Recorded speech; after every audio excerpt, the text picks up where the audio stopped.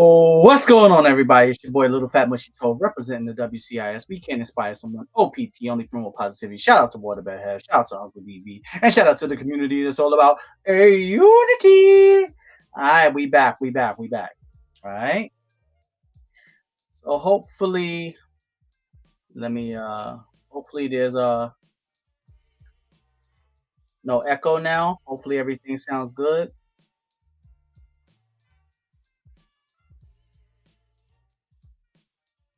All right. All right, y'all let me know. Okay, I can actually see the people in the chat now. I can see how many people are in here.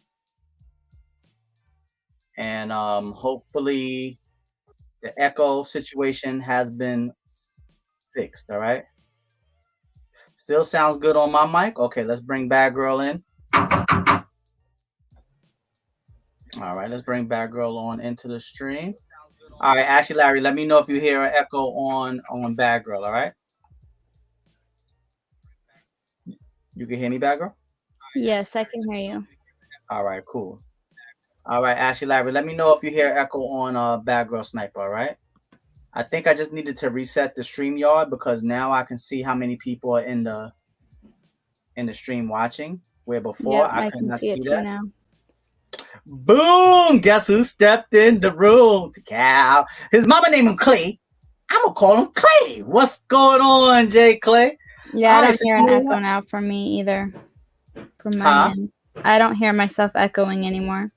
All right, wonderful. All right, so you know what? We might as well. We're not gonna be able to use that last bit of. We're not gonna be able to use that at all. So we're just gonna start the show. It's like we starting the show fresh right now. Then let's just start it fresh. Let's just act like that last conversation. It just never happened. That was just between amongst us. Yeah, that was just a warm up. All right. So let me put tonight's topic. We're talking about describe yourself in 3 words as a child and as an adult. All right. So what's going on, Jay Clay, Ashley Larry, the 4th hostman's in the building. Let me give a shout out. All right. We got Badgurl Sniper in the building with me tonight. And I think my man Mike is going to jump back in.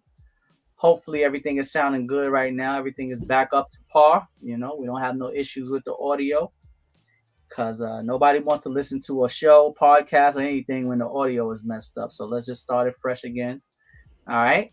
So not to be redundant, but Badgurl, let's start it fresh for the people that didn't get a chance. We're going to do a quick recap.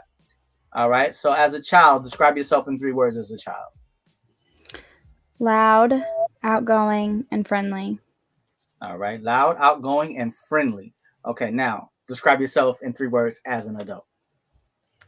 Creative, generous, and loyal. All right. Also patient. I have to include patient because I have a lot of patience, especially for kids and animals. All right. That's what's up. And it should be applauded. For me as a child, I was selfish. I was shy. And I was spoiled. That's my 3. I was selfish, I was shy, and I was spoiled. I was a very good child, though. I don't want to come across as, a heathen. But behind closed doors, I was selfish, I was spoiled, and I was very shy. As an adult, I'm very generous. I am a leader. And I am I'm much more outgoing, much more boisterous in the right setting. All right, let me bring my man. I'm gonna bring my man Mike back in so he can answer the question. Because me and Badgurl answered the question with the echo in the background, but luckily now Mike can come in. Everybody's sounding crispy. Everything is sounding good. And now we can get into a good conversation. All right. So we're going to bring Mike back into the stream. Hola. All right, Mike. Welcome back, my brother. Welcome back. I think Ashley Larry has informed us that the audio issues have been corrected. Everybody's sounding good. Yep. Badgurl, can you speak to me, please?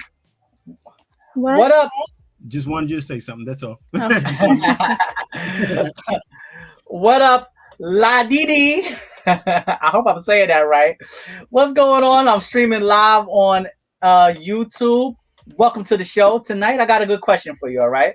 I want you to answer. Describe yourself in 3 words as a child, and also describe yourself in 3 words as an adult. But the catch is you cannot use any of the same words. All right? So if you want to come on over to the YouTube channel, come join the WCIS community. It stands for We Can Inspire Someone. I'm streaming live on YouTube right now. All you have to do is go to YouTube and type in WCIS and the number 1, just like you see on my name here on the IG page. All right. We'd love to have you in the conversation, and I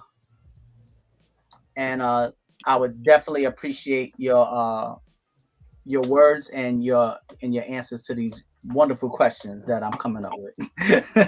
All right, Mike, let me know, my brother. All right, describe yourself in 3 words as a child, my brother. As a child, yes. Don't want. In the words of AJ, DIC head. But the whole thing. He always say that, Mike, you such a, and I'll be like, it'd be me. Another one is addicted, and that that when they started bringing liquor in, I was happy with that. When we started having girls around, I was all into that. I was all in face first, anything. Indulgence. Yes. Yes. Gluttony, I think the Bible would call it.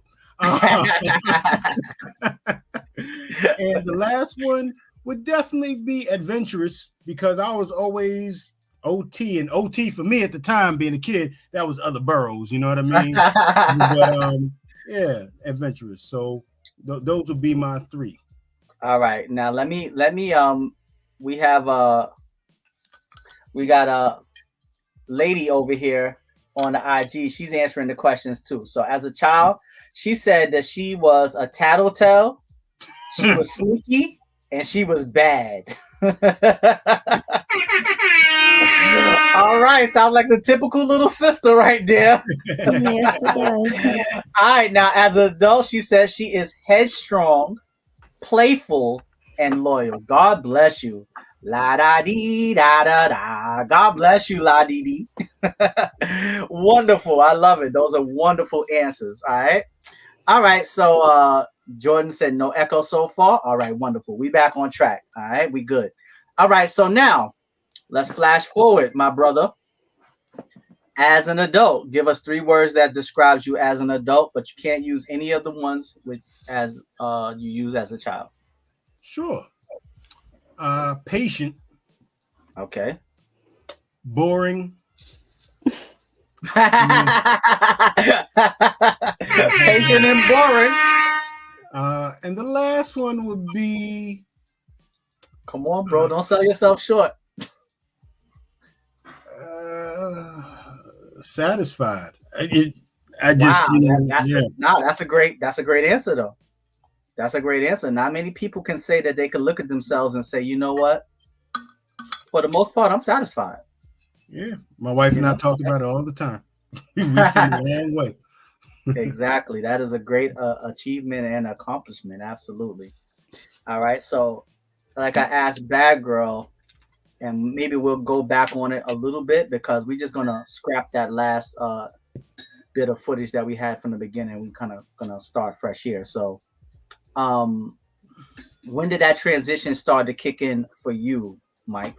Where you started to feel like the ways that you the ways that encompassed you as a child, when did they start to fade as you got older? Was it in your teenage years, 20s?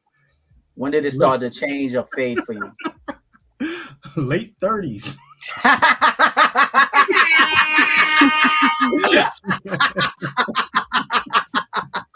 Took a while. Late 30s, not 30s, the late 30s. I mean, you knocking on the door. My man Mike said he is knocking on the door, late 30s, but you know, that's how it be. And It's wonderful that he was, it's wonderful that he could see it, and acknowledge it, because a lot of people can't acknowledge stuff like that. They can't acknowledge it. Lady D said, once she had her first child, that was her wake up call. All right. I feel you. Come on over to the YouTube. All you have to do is go to YouTube and type in WCIS1. All right. Come join the community. Come get into the conversation so everybody can. We will embrace you. Let the community embrace you. Come on over. Don't be over here on IG by yourself. Everybody wants to hear your story. The show is for all of us. I'm hosting it, but if you could see the show, you would see that I got Badgurl Sniper on the show with me. I got Mike on the show with me. So yeah, come on over, all right? Join the conversation. All right, so Badgurl, let's do a quick recap. So from when you were a child, teenager, child, when did you feel that transition kick in for you from the way you described yourself as a child compared to the way you describe yourself as an adult? For me, it was late middle school, so 7th or 8th grade. All right. And then high school, it was set in my ways. Introverted all the way. From that moment on. But I gained my patience when I had my niece and nephew living with me when they were babies and into toddlers. So I definitely gained patience through doing that, and then teaching little 3-year-olds and 4-year-olds at church. All right. And God bless you for it. Mike, what about you, my brother? You said in your late 30s. Mm-hmm. So what triggered that? Was it children? Was it your kids? Was it your wife? Was it something within yourself? I would love to give him credit. But I can't, because I was still a fool, and I was growing, and I have to even after your first child. Sure, even after my second child.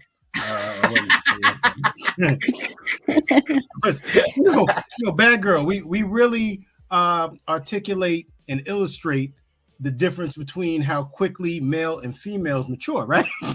Yes. And it's funny because I've had this conversation with Badgurl here on the stream and off the stream, that if you're dealing with a man, most of the time, for most men, just shave 5 years off of them.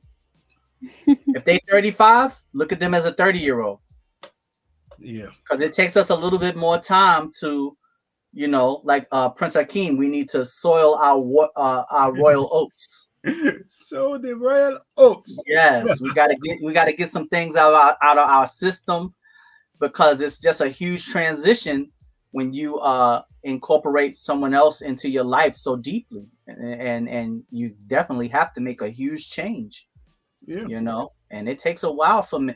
But like I said on the last show, it's like think about how long it takes certain people to break habits, whether they're good or bad. If you're trying to break a habit, it takes a long time. And until you're married, you're single. So you're trying to break the habit of being single. Let's say you don't get married until you're 35 years old. So you trying to break maybe like a 29-year-old habit of just living and thinking for yourself. Yeah. But when you have kids, when you get married, I don't think it would be beneficial to strictly live and think for yourself. It would I'm not going to have kids, but it'll definitely be different to live with somebody. Yeah. But I mean, now I have lived with somebody, with another adult. Okay. For all of my adult years.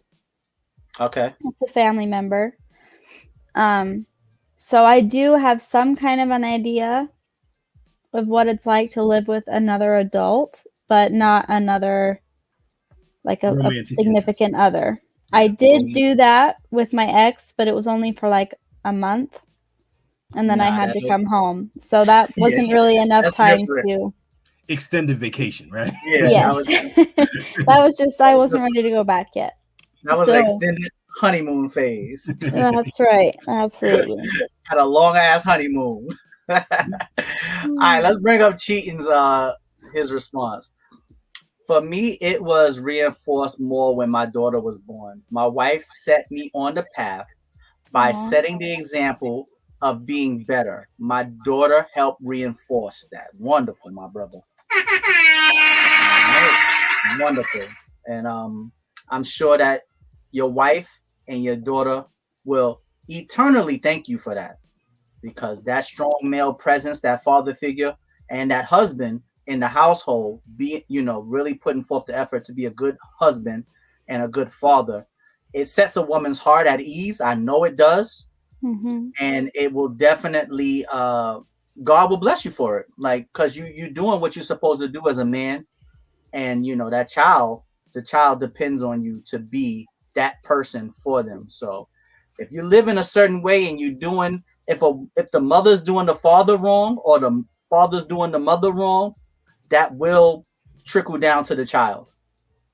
It will trickle down to the child, and it can definitely leave an impression on them. Seeing how my mother was treated and how she treated herself as a child definitely made an impression on me. So that's a wonderful point that you bring up, my brother. So continued blessings to you and your family. All right, Mike. I'm just gonna remove you from the screen for a second. When you're ready to come back on the camera, just let me know. I'll bring you right back in. All right. So for me, I started to realize that there was a change in my ways when my aunt passed away, and I was responsible for taking care of Eric, my younger uncle. For those of you who don't know who Eric is, and I had to grow up really fast, and I also had to take on the responsibilities of paying rent and paying bills and getting up and making sure they went to school and cooking, and well, not so much the cooking, let me not lie, but providing providing food for us to eat, and it wasn't always easy. But after she passed away, I realized that I couldn't be spoiled and selfish anymore. At that point, I truly realized life is about sharing and giving and helping the people that you love. And when I made that change, I felt like my blessings started to come to me more abundantly, and once I started to see the fruits of what I was doing, I started to see it paying off for me. Then I'm such a, like, once I start, I don't stop. Like, I'm a procrastinator, but once I start, it's like I'm not going to be happy. I'm not going to be at peace until the job is complete. So once I realized that, being unselfish and being giving and being a little bit more outgoing, once I started to see the benefits of it, it just it reinvigorated me, and it made me feel like, okay, I need to do this more and more and more, to the point where now it's like it's second nature to me. If someone brings up an issue, I automatically go into, okay, let's figure out the solution. I go into solution mode immediately, because I just feel like I want to help. And I have such empathy for others when they're going through things that is very difficult for me to turn a blind eye. All right. So, all right. We got somebody else knocking on the door. My brother knocking on the door. All right. Awesome. Make sure that your camera is good to go, my brother. And make sure that your microphone is good. Everything is sounding crispy and clear. Once I see you on camera, I'll bring you on into the stream. All right, there we go. I see you. All right. Can you hear me nice and clear? No echo or nothing? We good? Give me the thumbs up. All right. All right. So right now, we're going to bring my man to the stage. You might know him from the What's Going Down episode of That's My Mama. That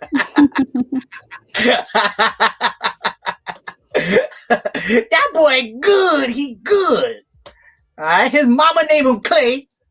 I'm going to call him Clay. We bringing in Jay Clay. All right. Let's bring Jay Clay to the stream. How y'all doing? Oh, Jesus. What's going on, Jay Clay? What's up, my brother?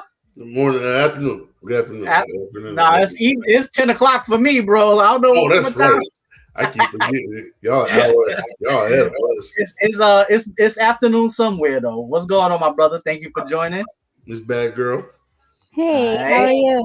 Good in yourself? Good, thank you. My man Jay Clay, happy you came back for another round, bro. I told you the invitation is always open for you, bro. Yeah, it's been a hectic week. Just work and football, so been super busy. It's cool, bro. It's cool, bro. Just like I told Mike, hopefully you could just sit down, relax, get into a good conversation. And I think we're talking about something that, I mean, this is definitely a topic everybody can relate to, because we all were young once. Okay. And no one can recollect back to when we were young better than either your parents or yourself. Ooh.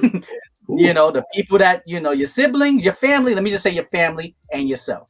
So let's start off with the original question. All right. Okay. My brother Jay Clay, could you describe yourself in 3 words as a child, and then also describe yourself in 3 words as an adult? But the caveat is you cannot use any duplicate words. Okay. As a kid. Let's start with the kids. And when I say child, I mean, you know, child to teenagers. Okay. You know, nothing past 17, 18. Okay. Hard-headed. That's the first one. Mischievous. Okay. Would adventurous count as the same as mischievous? Mischievous and adventurous? Nah, those are 2 different things. Okay, then yeah, adventure. Because mischievous is usually something that you ain't supposed to be doing. Yeah, well, adventure is something that we all long for at certain parts of our life, young or old. But mischievous, yeah, we all done had those mischievous ways. Yeah, all right, so you said hard-headed, mischievous, and what was the last one? Or what was the other one? Adventurous. All right. So, okay, now let's go to your 3 as an adult. Ooh. And then we're going to talk about that transition phase of being a mischievous, adventurous, hard-headed to an adult. As an adult? Yeah, 3 words to describe yourself. Patient. Okay.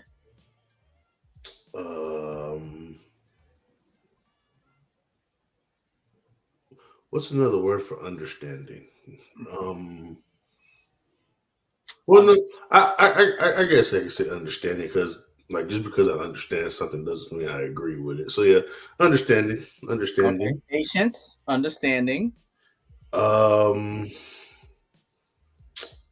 would have to say loyal. Mm. 3 great attributes. Absolutely. 3 and definitely it's great to come from being hard-headed. If you consider yourself to be a hard-headed child, but now you see yourself as loyal, you know, you see. Actually, can I take loyal out? All right. I'm gonna say sponge. All right. Explain. I say sponge because I feel like I soak up a lot of knowledge, whether it's book smart or about people, like listening to people, getting to know people. I consider myself a sponge because I actually enjoy getting to know people, good and bad, and I come with good and bad. So I guess I would say sponge. If that's all right. If that's, I would say sponge is kind of like wise, because you can gain wisdom in every way. You can gain wisdom from a book. You can gain wisdom from being around people, observing people, talking to people. Yeah, I was just going to say observant. A wise person is someone who learns from everywhere, you know, and they soak up that knowledge and that information in any kind of way. I tell people all the time, I'm not the most educated, but I am very wise. What's the point of you being a neurosurgeon, but then you go to the bar every weekend and you drink and you sniff coke? You're educated. Dang. You're educated, Boy. You're very educated because you're a neurosurgeon, but you're not making wise decisions. So you can be very educated, but you're not wise. Absolutely. You know, you can have your you can have your mother and your father paying full scholarship for you to go to college. You know, for you to get your education. But then because somebody looked at you the wrong way, you'll walk up to them, punch them in the face, and now you got expelled from school. Okay. That wasn't a wise decision. You might be a valedictorian, but you still didn't make a wise decision. So I think people don't understand the difference between being intelligent, being educated, and being wise. They're all different things, but most people encompass them all as the same thing. But me personally, I think wise is the best because wise learns from everywhere.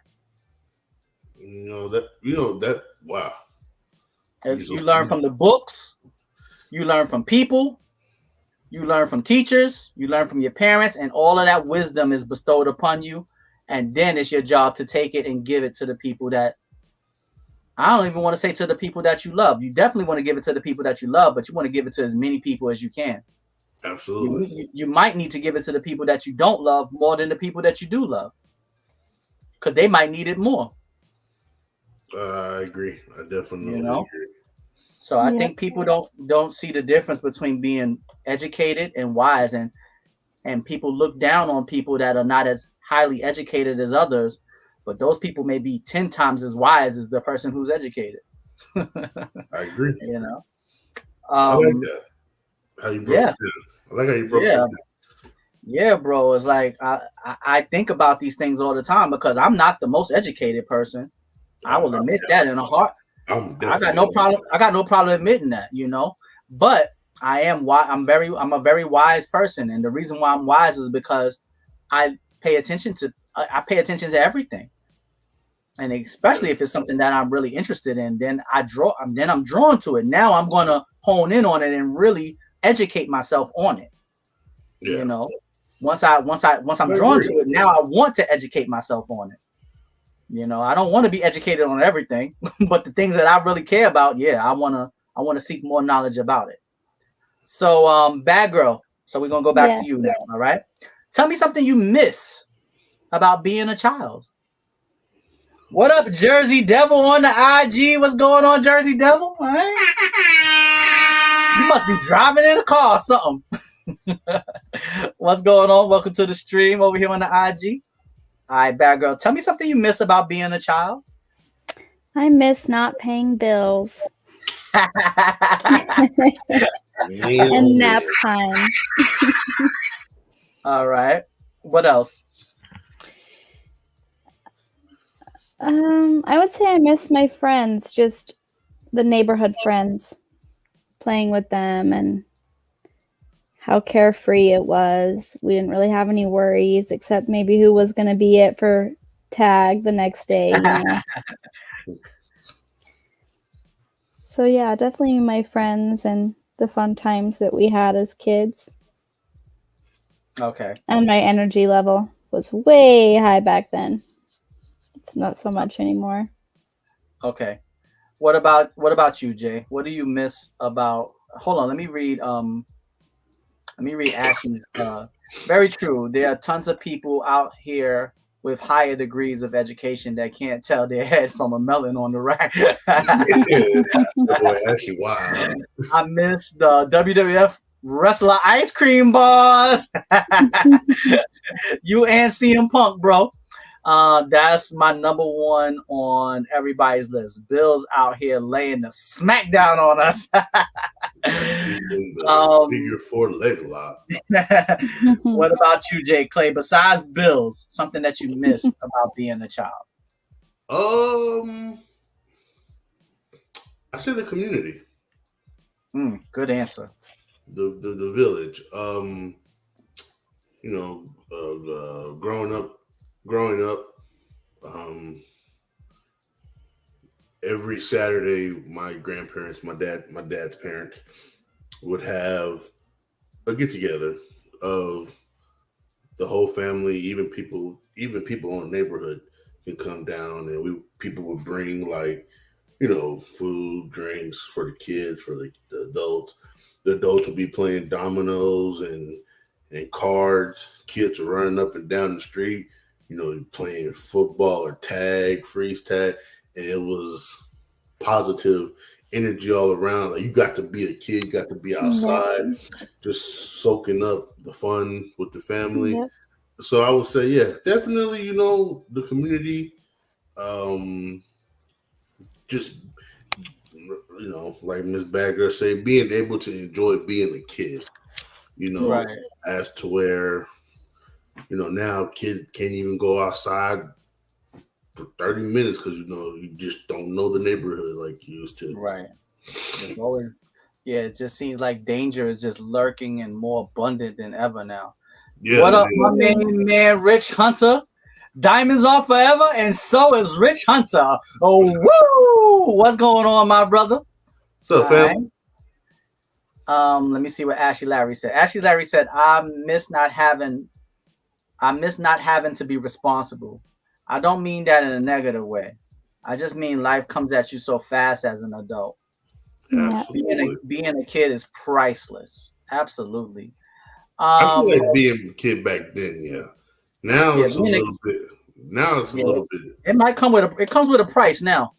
It comes with being a child. Well, maybe not a child, but I think once you hit double digits, it's starting to come with a price now.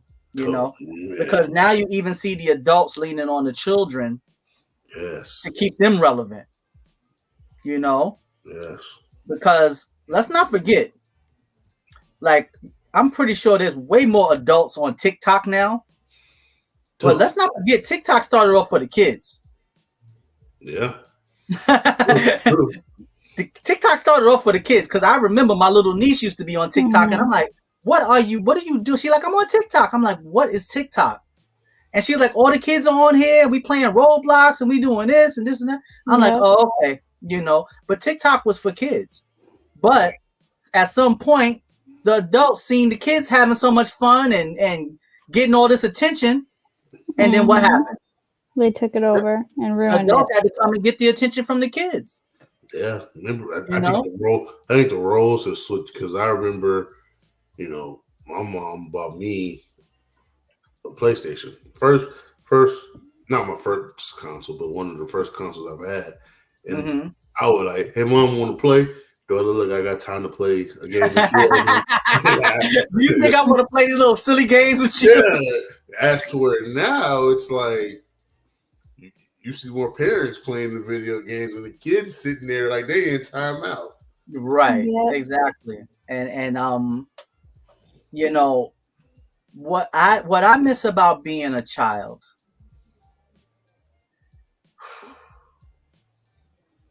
I think that when I was a child, I think humanity in general, I think we cherished each other as human beings more when I was younger. I was born in 1976, so I was raised in the 80s. Oh, you got that. And I just felt like my friends were real friends. Like, real friends. It seems like now everything is fraudulent. Everything is fleeting. Everything can be. People are much more fickle. There's the word I'm looking for. The world is a much more fickle place now, where whichever way the wind is blowing, that's the direction everyone is going to go. Yeah. Where when I was young, if we seen two girls outside fighting, a grown man or a grown woman would step in between them, like, what the hell are you doing? Go upstairs and stop them. Because you genuinely didn't want to see, you knew this little girl, because like you said, it was a sense of community. It was a sense of neighborhood. So you knew her mother, you knew her grandmother. You don't want to see her out here getting stomped out or jumped or, beat up in the street. So people would step in and be like, that's Gigi's daughter. Yeah. Step in and stop this. Like, the men would step in and stop it. And I think it's because people genuinely cared for one another. I think people genuinely had a love for one another, a sense of community, a sense of neighborhood, a sisterhood, a brotherhood. And excuse my French, but that shit is gone now, bro. It's gone. You can, you know, it's gone. I seen people here in New York City, and this is a true story. I seen people get pushed into the subway tracks. And instead of people jumping down to try to help them, people picked up their phone and started videotaping. And I said, serious? "Oh, no, I'm dead serious. Yeah, I'm deadly serious." I've seen people get pushed into the train tracks, and instead of everybody rallying to help pull this person off the train tracks before they get electrocuted or, God forbid, get hit by a damn train, people was pulling out their phones so they could videotape it, so then they could post it somewhere. Wow. So they could be the first one to get the scoop and to get the first person to get the first clip of it up onto their social media. Wow. And that hurts me to my heart when I think about that, because it shows you how far humanity has fallen. So what I miss about being a child is that brotherhood and sisterhood that we used to have as human beings. Okay. That's what I miss the most, because at 46 years old now, I don't want to say I don't see it anymore, because it does still exist, but I don't see it enough. And I really don't see it amongst the youth. You know, I do feel like it's out there. It is. Because it's so good, no one wants to share that. In the sense of, like, I'm very family oriented, right? I love to be around. I love being around my nieces, my nephew, my sister, my grandma, and my mom. Especially my grandma, because that's so much age and wisdom, and it's just a lot of love. It's pure love. It's pure love. You know, my grandma is just kind for no reason, you know? And I feel like there are people out there like that. But nowadays, only thing that gets attention is negativity. Exactly. And I feel like, you know, it's everything is so either gender rolled or gender fight. Woke. Yeah, gender woke. It's woke. Right. Yeah, everything is so woke now that you're not taking, not you specifically, but right. General, no one is taking time to take a nap, be sleep. You ain't always gotta be woke. Take a nap. You ain't always gotta. You too woke. Yeah, not everyone gotta be woke. Like it's ridiculous. Like nowadays, it's I'm so sick of this whole man versus woman, you know, thing. Like it's not. It's not about man versus woman. It's not a versus. Yeah, it's not. It's working together. It's a partnership. It's a business ship. Like, it's not about I'm a man, so you belong in the kitchen. No, because cooking is a survival tactic. My grandfather, my dad's dad, was a chef.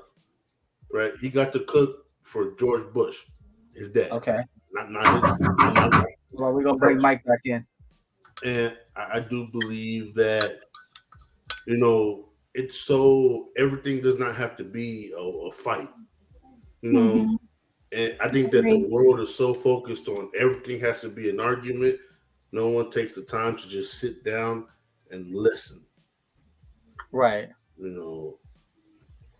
Well, what a lot of people don't realize is the more we fight each other, at the end of the day, there is no winner. We all gonna lose. Eventually. Mm-hmm. We all gonna lose. So it's not about us being versus one another and who's gonna win. Because if you're talking about men versus women, I mean, number one, as a man, you shouldn't be versus a woman. Exactly. There should be no me versus a woman. Why the hell would I want to oppose my woman? Why would I want to oppose her? If anything, I should want to correct her, but not oppose her. Correcting some, and see, that's the problem. when you correct someone, they automatically think that you are opposing them. Exactly. Like anything y'all do, anything either man or woman does, it like a person's a hater. Yeah. It's like, no, I don't hate you. I take it like this. Everybody wants to be an alpha, and my thing is, when you hear alpha, the first thing people think is just power. But the whole point of an alpha is to be able to listen to the pack as well as give advice, take advice too. Right, alphas are wise. Yes. Right, the alpha is actually who keeps the peace. Mm-hmm. Exactly. It's not people think when you think alpha, oh, he's big and strong and he can beat everyone up. No. To be a true alpha means you're able to keep the peace. That's how you're a real alpha, because if you're alpha, you don't want war. You don't want people to be down at your feet and you stepping on their necks. That's not an alpha. Exactly. An alpha is the person who they respect so much. It's like, we better not try that around him, because he's going to keep the peace and we don't want him to oppose us. Mm-hmm. He's the constant opposition to the threat. Mm-hmm. The constant opposition to the threat, where it's like, do we really want to break into his house? I don't know. The opposition isn't chaos. The opposition to chaos is always going to be peace. Right. And the alpha should be the one keeping the peace. True indeed. Because he's the alpha. No one wants to cross him. But as in, when you're talking about men and women, the man is the alpha. The man is the alpha. I disagree, but okay. You think the woman is the alpha? I think that every relationship is different. Yeah. I can agree. Right. I can agree. But the man by himself is the alpha. Before you're in a relationship by yourself. Now, are we going with a relationship like you're my girlfriend, or are you talking about getting married? I'm talking about as a man, you are the alpha. I think alpha is a interesting term because of the way where it comes from, right? Because we were saying pack, so obviously we're all thinking wolves, right? Okay. And alpha is the one that feeds and makes sure proportions are given out directly. Essentially, the organizer of peace, as you pointed out, but also making sure that the pack is strong enough, which means I might be, let's just say for sake of argument, in some ways, alpha does mean the strongest, right? But okay. In some ways, it does. Yeah, because you have to be it's the biggest wolf that actually nobody wants to fight. You don't want to be a little skinny, puny alpha. I think the biggest wolf is usually the alpha. Mm-hmm. Yeah, you're going to have some size on him. and part of the job is to make sure I might be the biggest, but I got to make sure the next biggest, 2nd through 6th or whatever, don't eat up everything else. Nobody else has anything. Everybody's going to have a portion. Right. Now, when I talk about the peace and keep the organization. When I talk about in a relationship, the reason I say alpha is a weird term for a relationship, because there's only so many people. Number one, it's not really pack style, right? We think alpha, we think pack, we think leading a group. Even though you are a group within your family, let's just say, for sake of argument, I'll use my own family, right? There's a wife, and there's 2 boys, okay? All right. Now, within the home, like my wife just told me to get my black butt up. One of my kids just threw up in the bed. I got to go help her clean that up, okay? All right. Right. But got to get done, right? Got to clean stuff. So when it comes to my kids, when it comes to my house, if alpha just means the person in charge, that's my wife. Now, my wife is a homemaker and a student. So a lot of people say, well, you're the alpha because you make all the money. No. I just have fun making, like I do what I do for a living. I have fun making money, but that doesn't make me more powerful or anything of that nature. And my wife is a very, very aggressive woman. Right. I guess what most people would say, the classic aggressive Black woman. You know what I mean? Mm-hmm. I like it. I don't care what anybody else thinks. I like it. But that's why I say in a relationship, there's dynamics, and I don't think alpha is an appropriate usage in a relationship. I think alpha is appropriate usage when, I hate to say this, but social media kind of has a point. Like when that, that guy who got arrested recently, Tate something. Daniel Tate. Is his name I Daniel don't know his Tate? whole name, otherwise I would have said it. But sure. I know you're talking about. Yeah, I know you're talking about. Right. And he talks a lot about being alphas, but the whole debate that's coming out, alpha, beta, sigma, delta, whatever type of men, you're supposed to keep it in line to the gender, right? To be an alpha of men, to be a beta of men. It's not something where, like you were saying, it shouldn't be women against men. So if you're going to line up a ranking system, which alpha does, if it's a ranking system, we must all be of somewhat likeness. My opinion. I understand what So you're saying. alpha female, alpha male. Yeah. Yes. So I do feel like, depending on the situation, you know, a prime example, me and my wife. I don't consider myself an alpha. I've never considered myself an alpha for the fact that I'm not there yet. I do feel like, you know, once kids are involved, as far as my own, then I can take on that role of alpha.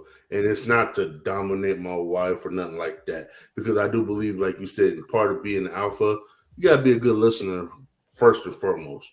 Right. It's not always about being quote unquote powerful, you know? Right. You know, and I do believe that, you know, the way the term is used now is looked at as a bad thing, where you're trying to control someone, but that's not necessarily the case. I do feel like you're playing a part, or you're not playing, but you're walking in a role that you need to walk in with your significant other. Like he said, him and his wife, you know, people will look at his wife as the alpha. I feel like that makes him a man to be able to step to the side in a situation where his wife may have more knowledge, better skills. Better skills. Yeah, better skills. Yeah.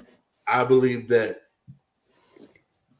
man or woman, if your significant other has the better skills in that situation, step aside. Let them take charge. I feel like with today's society, you can't do that, because then you're looked at as the weak one. Now, again, that's if you care about what, you know. Right. If you care about what society thinks, you know, but like, for example, me and my wife, I'm not afraid to say she knows more than I do about certain things. So, hey, you know what? You can come take charge. I'm going to learn. You know, right. I think that nowadays, nobody wants to sit there and say, hey, come take over, let me learn. We're so busy trying to look apart or look a certain way on the outside. Number one. Yeah. Right. Because they put us in competition. Mm-hmm. Yeah. And I'm be honest with you, I enjoy life. I ain't in no competition with nobody. You know, yeah, we need to work together. I like to see everybody strive and succeed. So I'm going, hey, you got it, my G. I'm learning. You got it. You know, teach me, please. You know? Right. I'll tell you something. You know, we have a saying, and that is, it's enough money for everybody. Whether you're talking about money or anything else, there's enough for everybody. Exactly. Yeah. So let's get a female's point of view. Badgurl, what do you consider to be a man or a woman who is an alpha? What's your point of view on it? Alpha to me has always leaned more towards male. And I don't know if that's necessarily like just my mindset or how people have talked about the word alpha growing up, but it also, hearing alpha, I think more of dogs. And that could be because I work with dogs a lot. So really that's more where my head goes when people talk about alphas, is the dogs and dog training. But what is your point of view on an alpha male? A leader. Okay. A provider. Head of household, I guess. But I think a female can be an alpha too, like Clay said. And I think Mike said too. How there's an alpha male and an alpha of the female. Okay. Well, we definitely. Let's take a conversation. Can I bring up one thing real quick? Okay. I've just because it made me want to look it up. Because we all have our opinions, right? Right. All right. So what's the true definition of alpha? Well, the funny thing is, all alpha is the first letter in the Greek alphabet. Okay, so we apply to a lot of things, but because it's first, like you're an A. You know what I mean? How silly would that sound, right? But when we talk about in zoology and sociology, they're saying it's denoting the dominant animal or human in a particular group, and so it made me say, well, historically is an alpha ever a female? So alpha female, woman who has embraced her leadership ambitions. She is talented, highly motivated, and self-confident. Female alphas embrace their confidence, and this helps them lead others. So I think that, we can say a leader in any group. I think a good example would be in co-ed sports, right? You don't have to, or I think a great one is co-ed chess, right? Because gender doesn't actually help you be better, right? Because we can, as much as we may want to argue, and I'm not trying to get into anybody's sensitive spot here, but we know, and we've seen in the news and everything, a lot of people are transgender male transferring to women and want to compete in sports and say, no, but I'm a woman.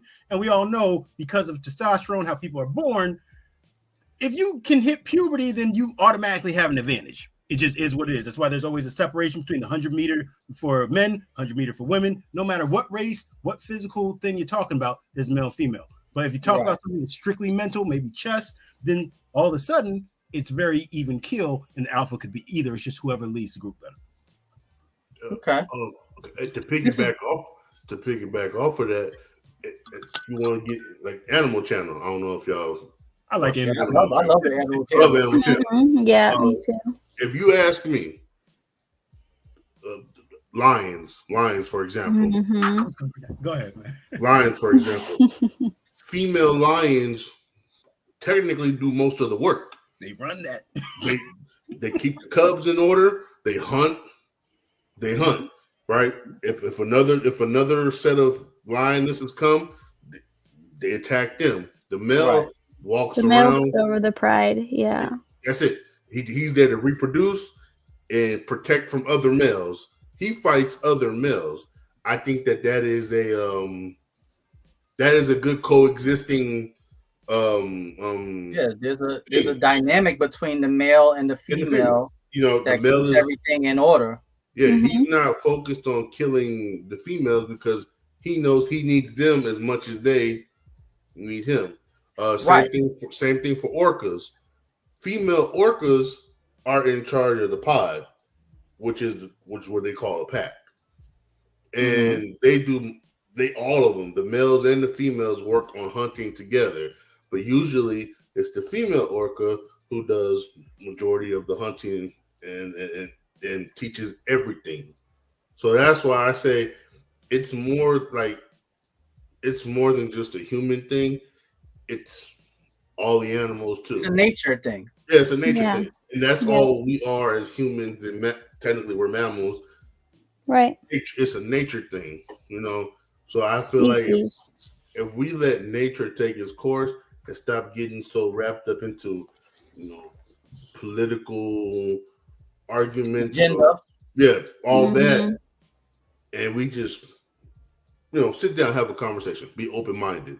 Right. I feel like everything can be, I'm not going to say easy because nothing's ever easy, but it can be.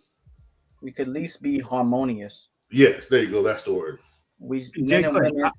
I know you didn't miss this episode. All right.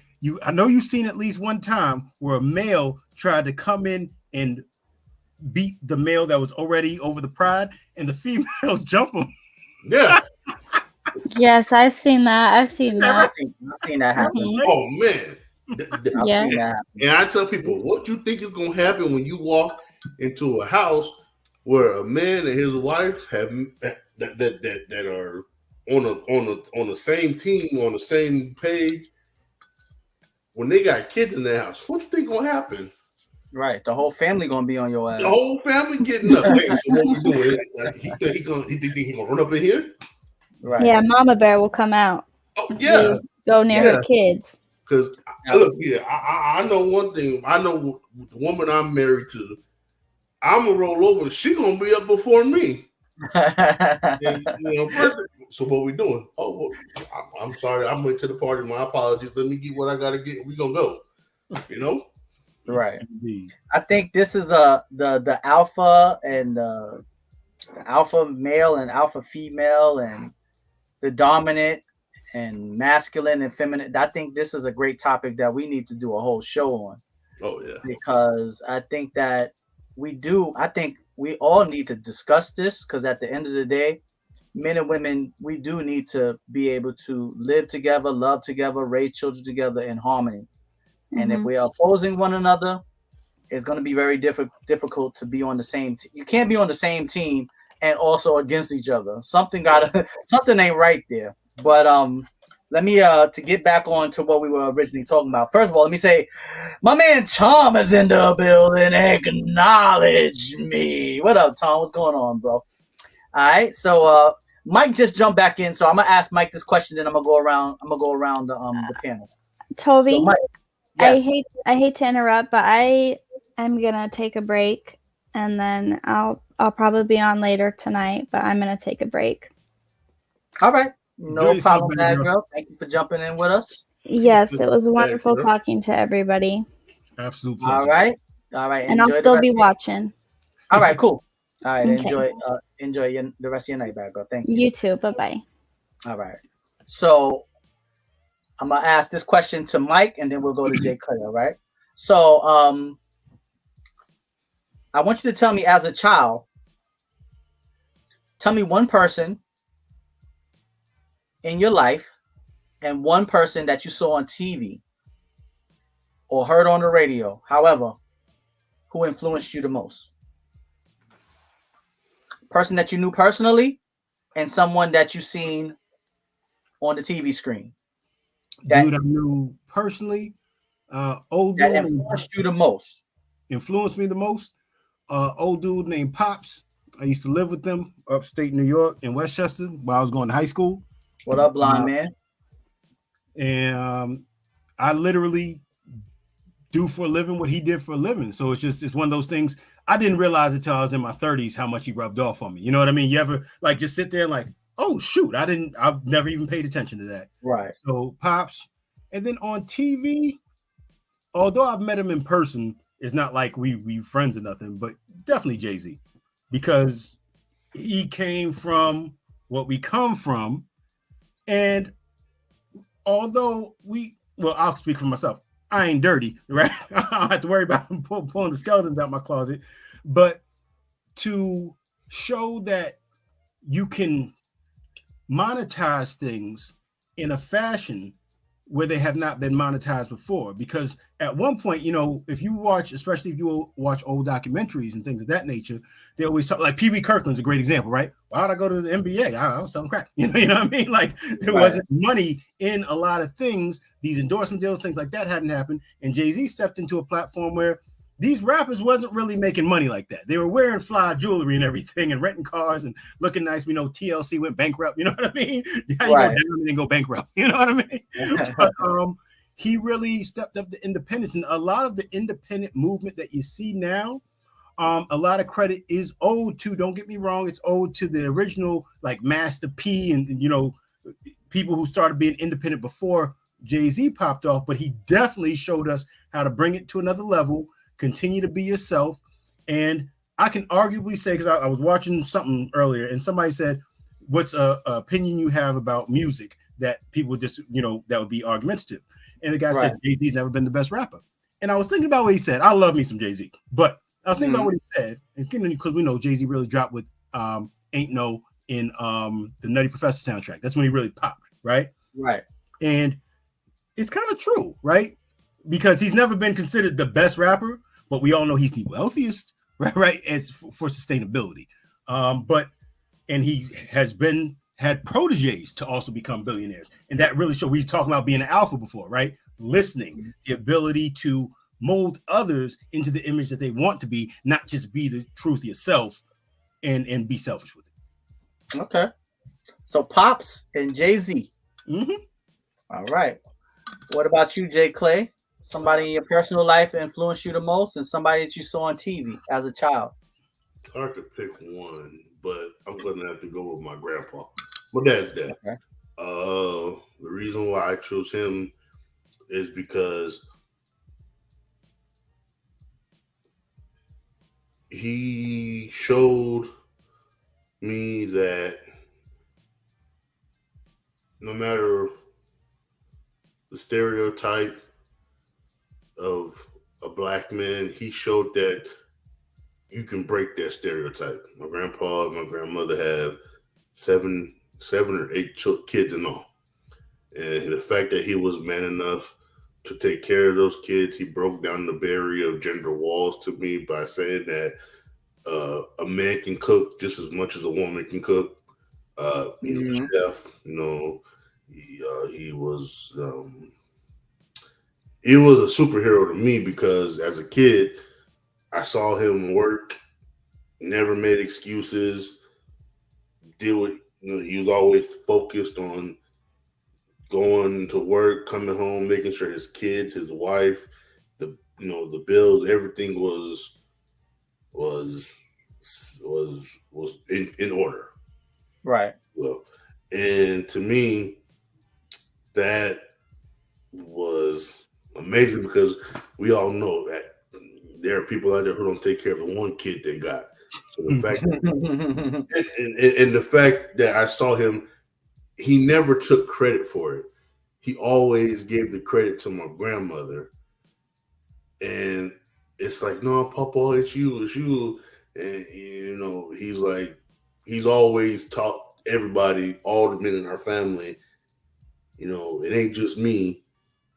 I have a co-pilot, I have a teammate, you know. So the fact that he was man enough to never just take credit for it by himself.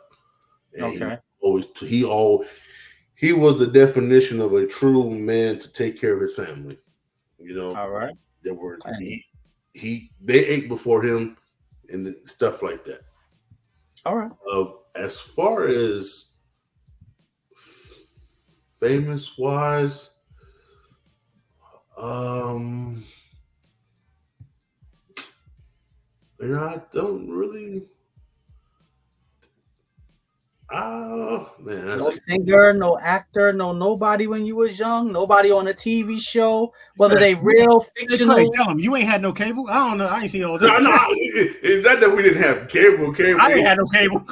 You know, as a kid, I never really thought of it like I would say if I had to pick, man, don't judge me, but be honest. The Power Rangers, yo. Power Rangers, yo. I mean, you know, but as I will say, okay, I'll say this: as my teenagers came, I would say one person that really, really, really, stuck to me, I have to say was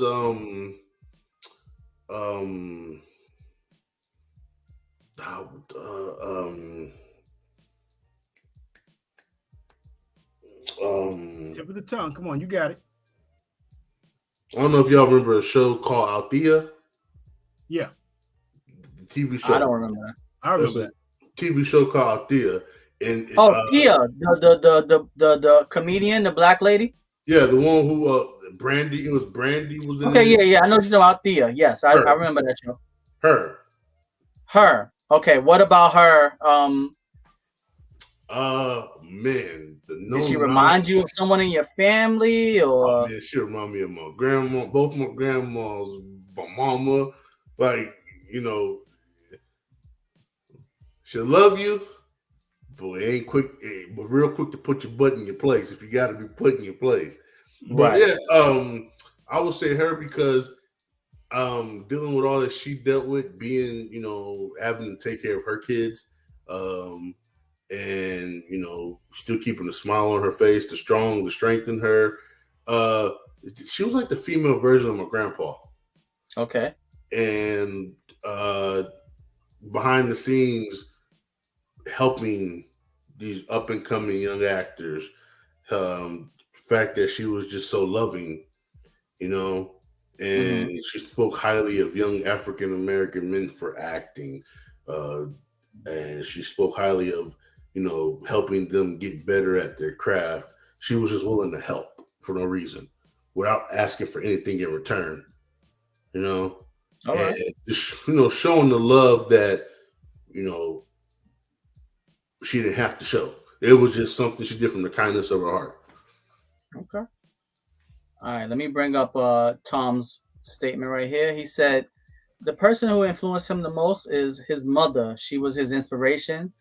His father passed away when he was 3, and my mom, at the age of 42, took care of me and ran the family and the motel business. All right. Nice.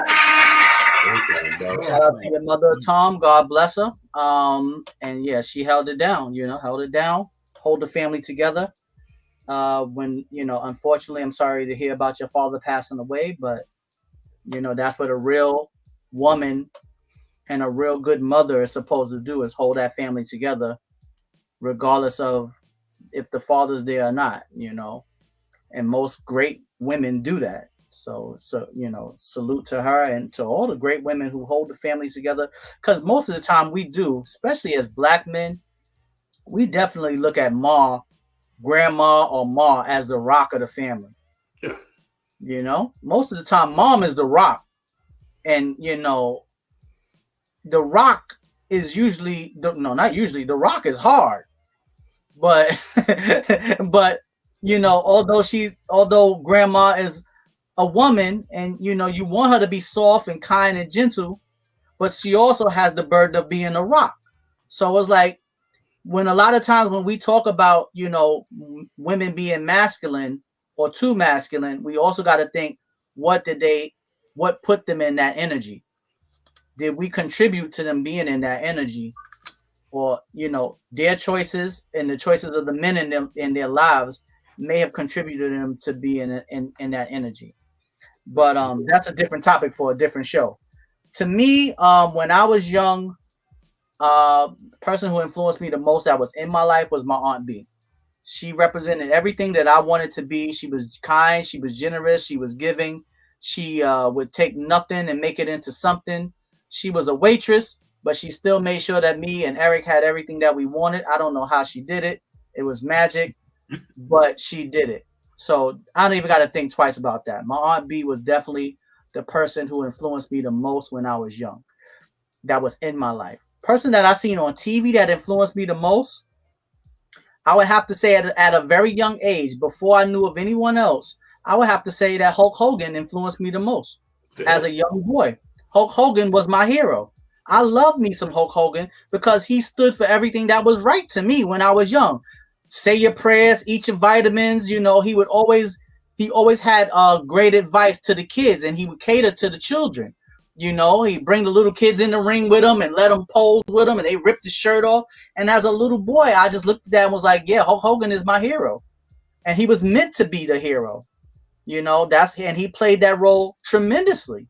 He had a huge impact on my little life, when I was young, before I hit double digits.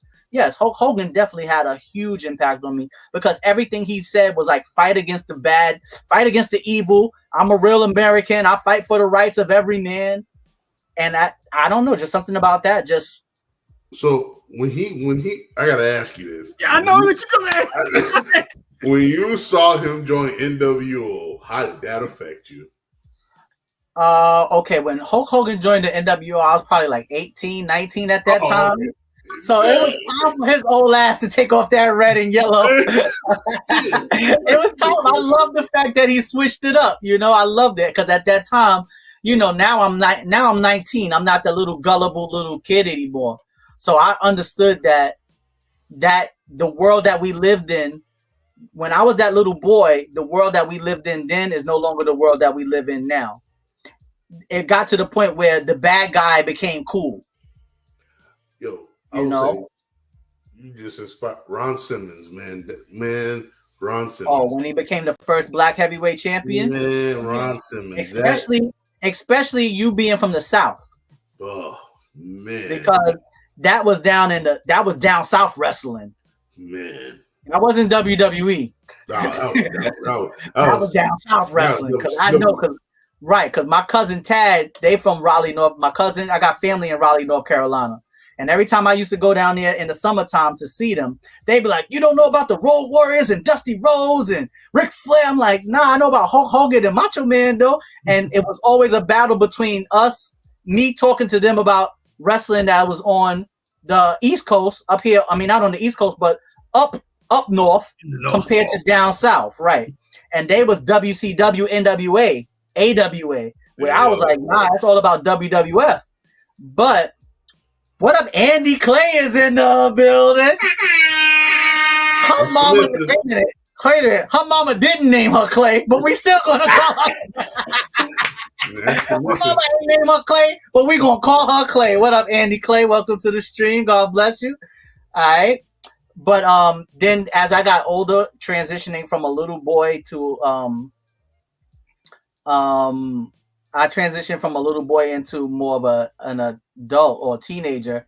The biggest person that had the biggest influence on me was Prince. And the reason why Prince I was waiting for that one. Yeah, Prince definitely had the biggest influence on me because I love me some Michael Jackson, but like Michael Jackson wrote the soundtrack of my childhood, where Prince wrote the soundtrack of my life. At a certain point, Michael Jackson stopped writing the soundtrack of my life. He stayed with me until a certain age, where Prince kept writing more and more music where I was like, okay, I could relate to this. I could relate to Sign of the Times. I could relate to this song. And I just had a connection to Prince because he was the first person that I seen that was so unafraid. Like I never seen a black person that unafraid to just butt cheeks out, high heels yeah, on. like I couldn't believe that he was so unafraid, but somehow women were still. So as a teenager, that blew my mind. I'm like, this dude is like 5 feet tall with makeup. He about 90 pounds. There's nothing about him that says traditionally this is the type of man women would flock to. But it showed like, okay, there is no type. Be yourself, and you can draw whoever you want to. You can become whoever you want if you just stay who you are. You can become what people can tell you. Nah, no women are ever like this little dude in high heels and makeup and mascara and his ass out and all. And I'm like, yeah, I don't think no woman would like this until I seen women react to him. Until I seen all the beautiful women next to him. I'm like, nah, this dude right here is something special. He's different. He's different. And don't get me wrong, I love me some Michael Jackson, but Michael Jackson didn't seem like he was getting no boom. Michael Jackson didn't seem like he was getting none. I feel like behind closed doors at that early time, Michael was slapping some cheeks. I hope he was, but it didn't seem like it. Mike was smacking cheeks. I think Mike with the Jerry curl was not. Hey. I don't know. I'm not saying whether he did it. I'm not saying whether he did or didn't. It just didn't seem as if. Yeah, it seemed as if Prince was swimming in it. Oh man, and that just came across as more alluring to me. I'm like, okay, I'm rocking with this dude right here.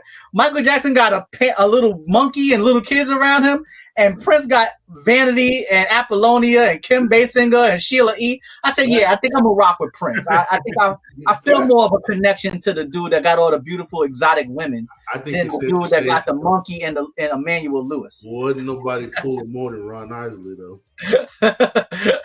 Don't get me wrong. Yeah, Ron Isley. Yeah, Ron Isley out there doing it too. You know, all his music was about making babies. And for the record, Tove, you did introduce me to Prince's music. I remember that. At first, I did not. I'm like, what is this Negro listening to? And it grew on me. I ain't gonna lie, it grew on me. I'm so happy that a lot of people tell me that, like, yo, Toby, when as soon as I see Prince, Toby, you the first person that I think of. You are, and that makes me feel good because, especially as a culture, as Black people, regardless of what you think of him, he was a genius, and we need to see genius.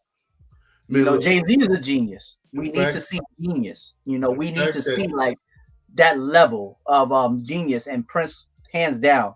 The fact that this man could play damn near every instrument at 19. Not even 19. I'm not even giving him his full credit. at 16. Yeah, the fact that this man learned every single instrument, it's mind-boggling because man. And it's one thing to learn an instrument. It's another thing to master it. Man, because when I think of piano, we always think of Stevie Wonder, right? Right. But boy, when there's a video of Prince playing the piano, and I said, "Bro, you just do everything, don't you? Like I get it. You play good and you look good, man. Look, shit. What up? Not regular orc, not average orc, but super orc is in the building. What's going on, bro? All right. So let me hit y'all with the last question because we done been on here from the first episode. I mean, from the first show where we was having the echo to now, it's been over 2 hours. So let me hit the last question before I get up out of here. All right. So we're talking, obviously we was talking about the influence that people had on us as children, the changes that we seen within ourselves from children, teenagers into adults.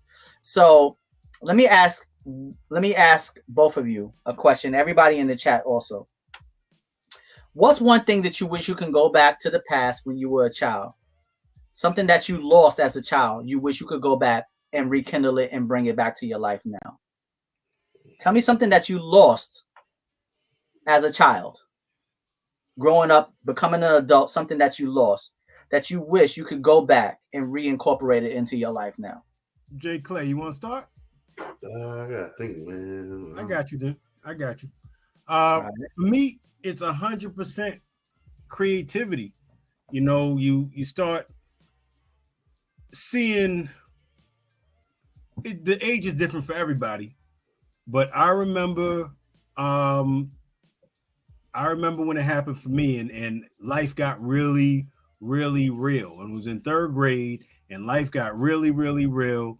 And by 4th grade, I was working. I was selling mixtapes at school, and I got suspended twice, and they was going to expel me. But everything was about, I was focused. You know what I mean? We got to get some paper. We can't live in this room with 50 other people. We got to do something. You know what I mean? Like it was no games from there. And that's when I just really lost. I was a real creative kid up until about 3rd grade. And then from there, I became this almost 100% analytical type of body. Okay. What about you, Jay Clay? Something that you lost as a child growing up, you wish you could go back and rekindle it, bring it back into your life. I'm gonna say my love for football. Okay. I'll say my love for football, because I feel like there was so much pressure put, and I blame myself. I don't necessarily blame nobody else because the pressure of making it. Okay. I would say the pressure of making it big is what got to me. And if I could go back and just remove that pressure. Right. And enjoy the experience. Enjoy the experience, I will say. I let a lot of people who didn't want my best interest stop me. And I allowed them to get in my head, and I allowed myself to. So I don't blame them. I blame myself. Right. So I would definitely go back and take that pressure off myself, because I felt like I told myself I had to be the one to get us out of where we were. Right. I didn't have to be that. I put that pressure on myself, and I didn't have to do that, So I would say that. All right, let's bring up Badgurl's answer. We're gonna bring up all the answers. Love her answer. Oh man. My passion for riding horses. I fell off and made a mistake, and I never got back on. All right, let's bring up Super Orcs. Another answer is he wished that he could go back and find his faith in humanity. He would bring that back to his adulthood that he had as a child. Very good answer. Let's see. Also, Super Oak said finishing school since I dropped out at grade 8 junior and not having that diploma is hurting the doors that I could open. All right, it's never too late to go back and re-educate yourself again, bro. You can go back out there and get that education, bro. I respect y'all for sharing these deep answers, man. I know it's not easy just sharing. Yeah, bro. I was going to say the same thing, Jay Clay. I was an all-star. I was in the all-star game in the LA area, got hurt, and never returned to football. All right. I saw the bad side of the higher level of playing professional football. I wasn't about that type of life. All right. Probably would say innocence. I like to look at the world in a positive mindset. All right. So you wish you could go back to your childhood and bring that innocence to your adulthood. What about you, though? For me, I would say what I could go back to my childhood and bring. I wish I could go back to my childhood and bring to my. Growing up is really messed up. The level of trust that I had when I was younger, I wish I could bring back to now. I don't trust many people. And that has hurt me in so many different ways, you know, when it comes to friends, when it comes to women, that trust of knowing that when you was young, you felt like, okay, I'll give you an example. When I was young, I had a group of friends that I hung out with. It was me, Jamie, Mike, EE, and Andre, you know? And I felt like when we were at our closest, it was like I couldn't even fathom any of them doing anything to harm me, hurt me, deceive me, betray me, do me dirty in any kind of way. I had full trust in them. I didn't even have to think twice. It was just like we was like brothers. It was very easy for me to fall into that brotherhood with them because they never gave me no reason to doubt it. But as I've gotten older and I've had different friends and more friends and women in my life, and it's taken that level of trust, that blind trust that I used to have for people that said that they loved me. That blind trust is gone, and it needs to be gone because it would lead to disaster if you walk around blindly trusting everyone now. Yeah. But I wish that I could bring it back and apply it to the right people. But there is no bringing it back. If I'm going to be honest with myself, there is no bringing it back. I can't bring that level of purity and innocence back to me at 46 years old. But if I could, and I could see the world through that lens again and see people through that lens again, I think it would be so refreshing and so wonderful to just see it, even if it was just for a little while before they destroyed that image again. But if I could just see it again. But now it's just like, nah, I'm skeptical of almost everything. I appreciate you being honest about it. Not everybody's honest about it. Yeah, I'm skeptical of almost everything and everyone because I feel like everyone can be persuaded, manipulated. It just depends on what is the price. You know what's crazy about that? I don't mean to cut you off. No, that's all right. I am like that when it comes to people coming around my family. Like I don't trust everybody that come around my family. I'm on. It's like I go on guard mode. Like I'm straight protect my quarterback mode. Like I don't right. But whereas it's me, I don't care, man. You know, right. I'm cool with you, like knowing me, but when it comes to like knowing my wife or my nieces and nephews, my sister, anybody that are in my immediate circle of right, I'll die for them. You turn the Papa Bear. Yeah, it's like, hey, yo, bro, like you can't come over here with that nonsense. Who are you? But right, but now let me ask you a question. All right, if you And I need to ask myself that question too. The difference is I don't have a family like you do. So it's basically I'm just protecting myself. I don't really have to protect a family, a wife, or kids. But let me ask you this. If you feel that way off of, like, let's say you automatically feel that way off the rip with most people, do you think that that is hindering or helping us as a people becoming more unified? If you're automatically skeptical of anyone being around people that you love, is that helping or harming us? What do you? I feel like that's harming. What about you, Mike? You think that's helping or harming us when we're Both. automatically skeptical of people? I think both, because at the end of the day, if we are going to just say, for lack of a position or a insightful illustration of what we're talking about, let's just say 50% are good and 50% are bad, right? Right. So you kind of miss the 50% that are bad, and you kind of miss the 50% that are good.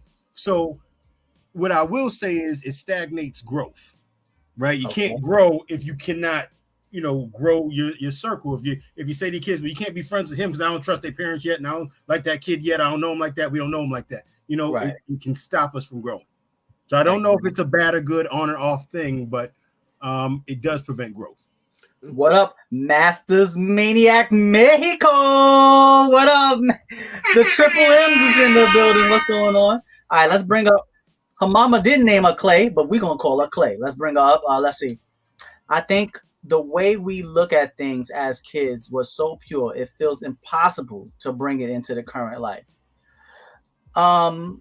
Yeah, it does feel impossible to bring it into current life. I don't think it would be beneficial to bring it into current life. But if you could just experience it one more time, I think we would all benefit from it. It would make us feel good to see life once again through the lens that we've seen it as children. Until somebody does us dirty. Right, until someone does us dirty. But then if you've seen it that way, what if you came across 10 people that had genuine, like before you came across one person that did you dirty, let's say you came across 5 people that truly loved you and they sensed that you was trusting them. Like, we automatically look at the bad, but what if we came across 5 good before we came across 1 bad? Would it be worth it?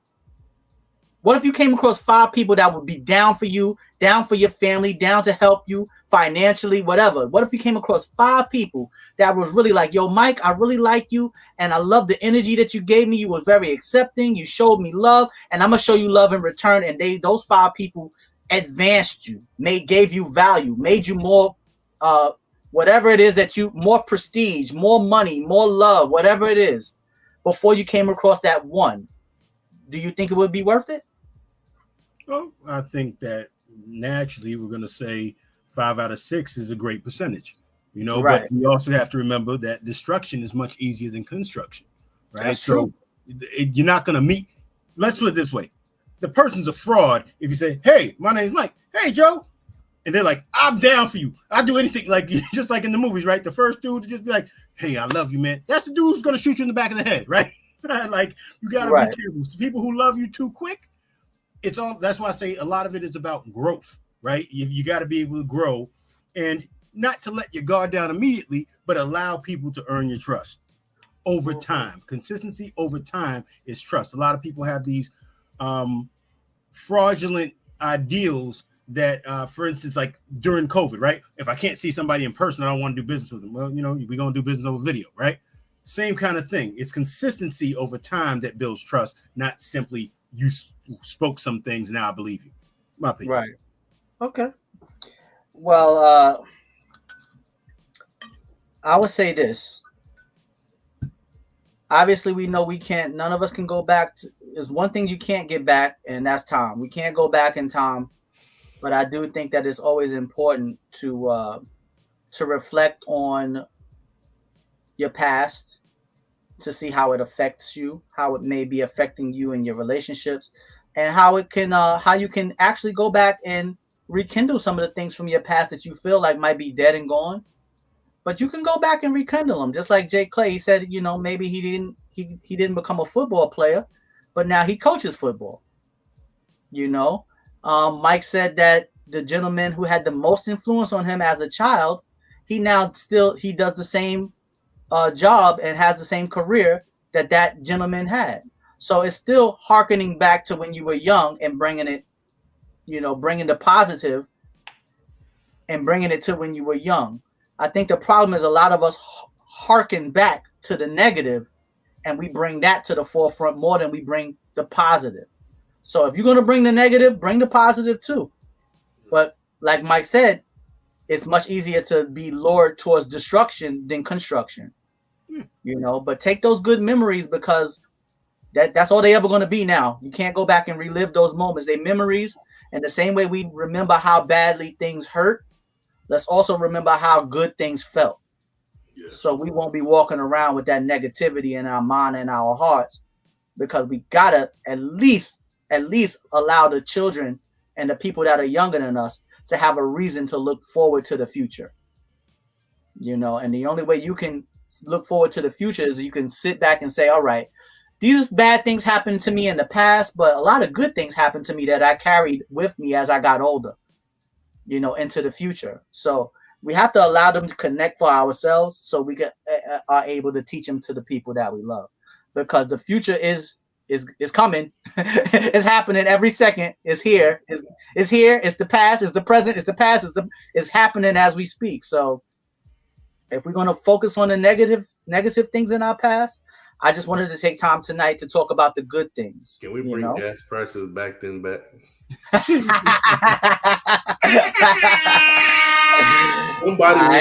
Somebody out there was thinking, and they told me to say it. All right, so I want to say thank you to everybody that jumped into the stream tonight. Shout out to Badgurl Sniper. Shout out to my man Mike, and shout out to my man, his mama named him Clay. We gonna call him Clay. All right. Shout out to everybody in the chat. Make sure if you enjoyed this conversation, if y'all want us to talk about any topics, any subjects that you want to talk about, send them to me on right here. It's right there. Follow on IG WCIS1. You could just send them to the DMs, and that'll be your topic. Will be the topic of the show, and we'll talk about it. The show is not my show. The show is for all of us.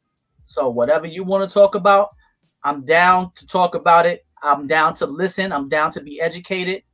Everything is all good, man. It's not just about what I want to talk about. I want everybody to feel incorporated. Everyone is important, and everyone is a part of the show. If anybody would like to follow me on Instagram, it's just Jordan77.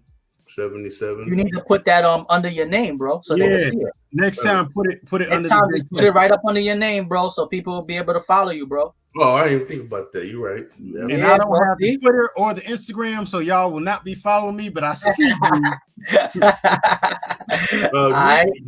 Do you make music, Mike? I have in the past. I'm on SoundCloud, but that's back from like 2012. Hey, I'll take it. What's your SoundCloud name? FICO850. Okay. Look, you got some R&B stuff on there, man. I need tuning in, Blind Man. My man, Blind Man in the building. It might be. It should be under FICO850, but Dividends, Shooters, and Dividends and Shooters. Okay. But anyway. I gotta go ahead and follow each other on Facebook or something. So I'm pretty sure Jay Clay gonna need that in writing. Yeah, for real. Jordan, just put Jordan Clay on Facebook, Mike. You got it. I got All you. Right. All right. So thank you, Mike. Thank you, Jay Clay. Thank you, Badgurl. Thank you to everybody in the chat. It's a pleasure as always to have these conversations, and I think everybody being able to express themselves and talk about the good, the bad, and everything in between definitely just makes us better people. And it's okay. We got to realize it's okay to disagree and learn from one another. And you're doing everybody a injustice when you have knowledge or you learn from someone and you don't spread it to the rest of the people that you love and care about. And even the people that you don't love and care about, spread it to them too. All right. So it's your boy Little Fat Mushy Toad representing the WCIS. We can inspire someone. OPP only promote positivity. Shout out to Waterbed Head. Shout out to Uncle DV. Shout out to Jay Clay. And shout out to my man Paul Michael. And thank you for joining the community. That's all about. Yeah. All right. I want y'all to stay blessed, stay beautiful, but most importantly, stay positive And until next time, we up out of here, y'all. Peace out. He said Later.